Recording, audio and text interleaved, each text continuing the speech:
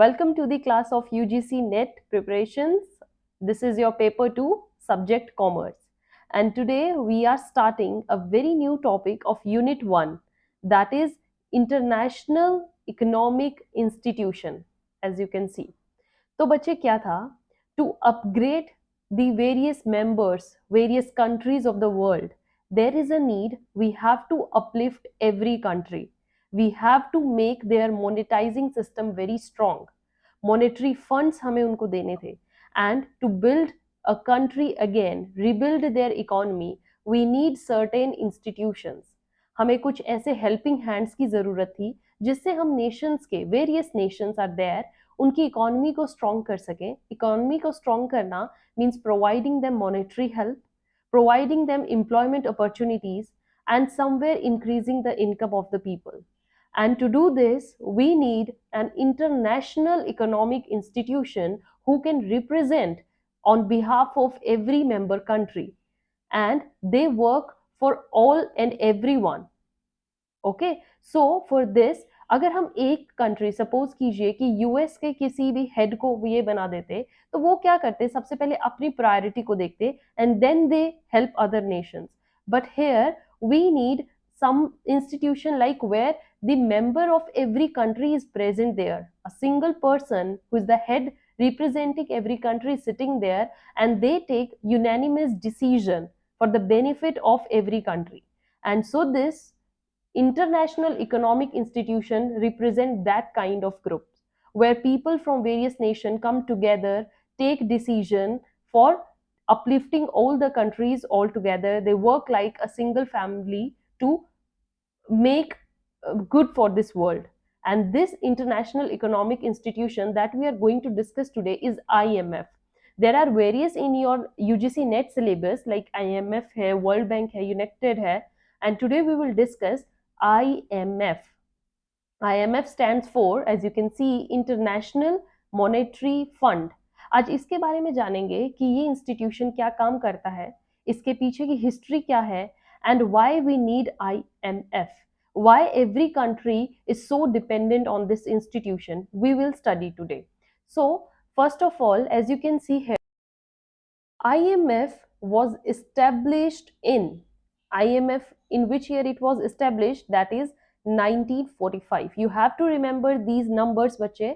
These are very important. MCQs में direct पूछा जाता है क्योंकि आपके पास सामने बहुत institutions जो हम आगे पढ़ने वाले हैं उनके years आएंगे and then you will get confused. So IMF का year क्या है, 1945, right?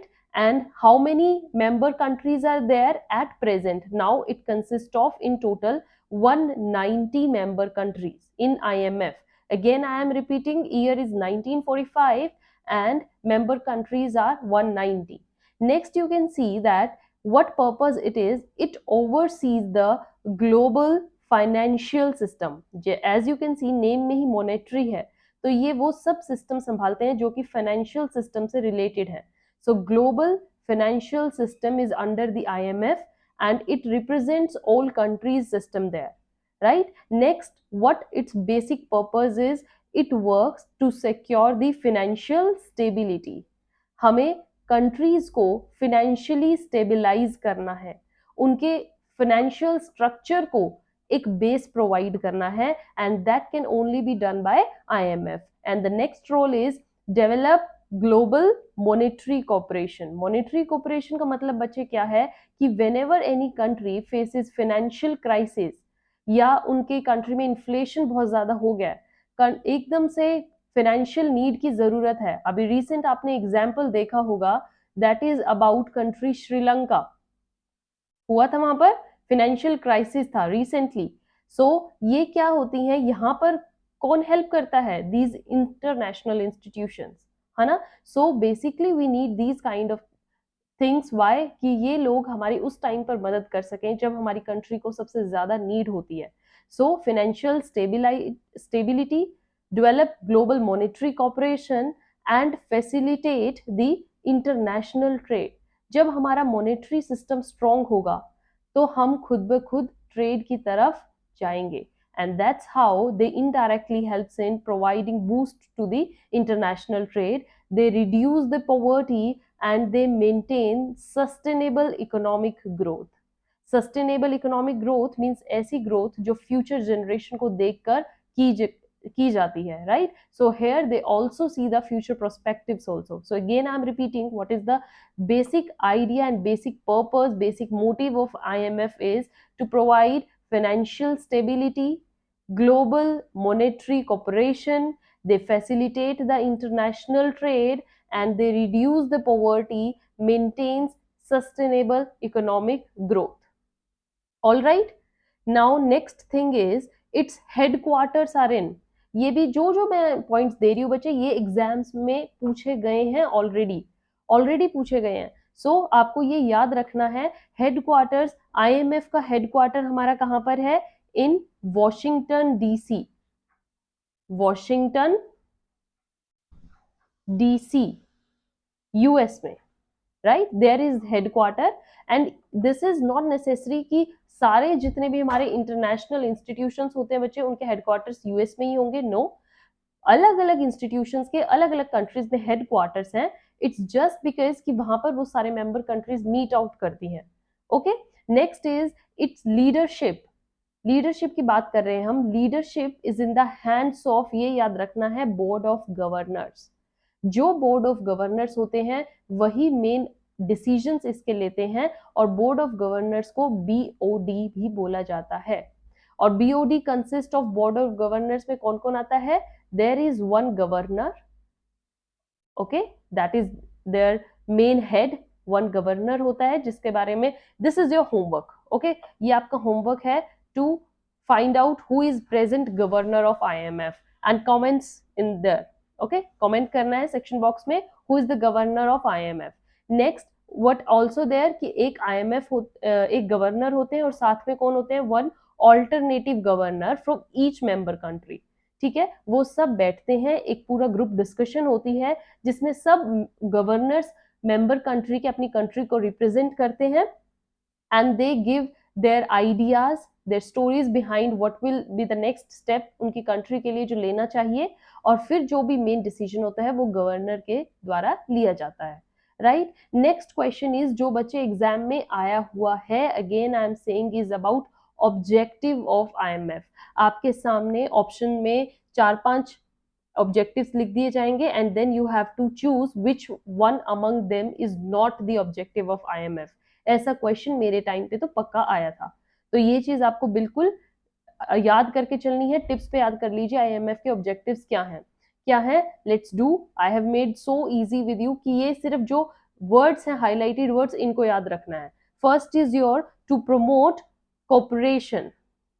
Okay, to promote cooperation among whom?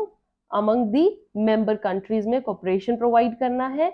Next is your to increase dash among member countries, to increase the trade. As I said, international trade पर focus किया, तो trade कहाँ करना है? वो भी member countries के बीच में increase करना है.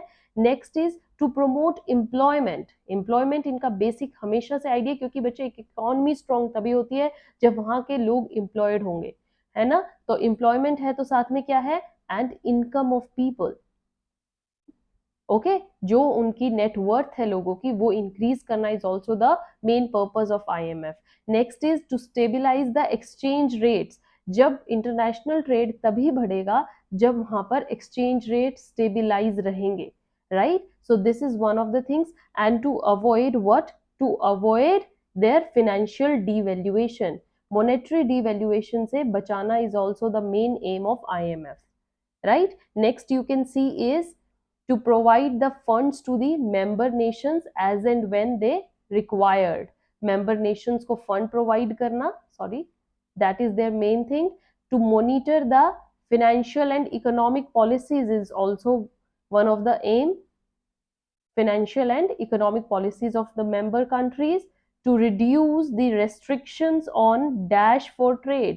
किस चीज की restriction? पेमेंट्स की restrictions को हटाना, लाइक कि ऑनलाइन पेमेंट होगी या पेमेंट के थ्रू आप इसी मेथड से पेमेंट कर सकते हैं. ये सब restrictions हमारे IMF को रिमूव करनी है, and to make very freely system of payments, और इससे क्या होगा, ट्रेड उतना ही बूस्ट अप होगा. The last one is to assist the low developed nations in effectively managing their economies. As you can see here,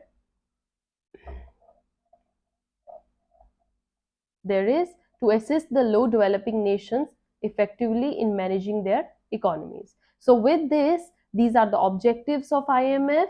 We studied what's the story behind IMF, what are their main objectives, what major work they do, and who govern this IMF, who is the main head, when it was established, how many member countries in it. That's the enough for UGC NET. इतना prepare करके जाओगे, आपके IMF के topic से marks कोई नहीं cut कर सकता. सो अपनी प्रिपरेशन बच्चे मेरे साथ कंटिन्यू रखिए. In next session we will do about another international economic institution, that's your World Bank. Till then, keep watching, keep sharing. हाँ, अपना homework जरूर करना है. Who is the present governor of IMF? I'll see you in the section. Till then, have a good day. Thank you.